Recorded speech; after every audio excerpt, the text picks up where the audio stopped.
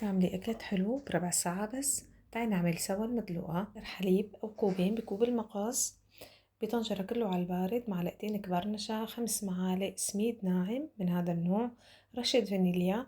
بنعملها تحريكة على البارد وبعدين على النار لحتى تقطع معنا بهذا الشكل. معنا أطيب قشطة جاهزة بنحطها بصحن كبير لحتى تبرد. بطنجرة بنحط معلقة سمنة بقرية ومندوبها على النار، بنضيف عليها كوب من السميد الناعم، تحريكتين على النار. بعد منها نصف كوب من السكر ونصف كوب من الحليب ومعلقة كبيرة ماء زهر على النار لحتى تعطينا عجينة متماسكة.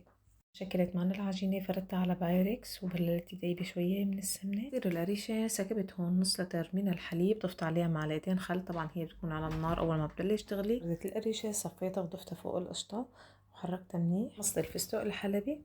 عندكم كمان جبنة موزاريلا فيكم تبرشوها وتضيفوها فوق القشطة، بتعطي طعمة كتير طيبة. هيك وزعتها وحطيت الفستق وحطيت القطر كاسة سكر، نص كاسة مي. أول مرحلة بنحطها على النار بغليها، عم تغلي. بعد منها بنوص النار لمدة 10 دقايق. هيك جهزت عنا المدلوقة، وإن شاء الله صحتين وألف عافية.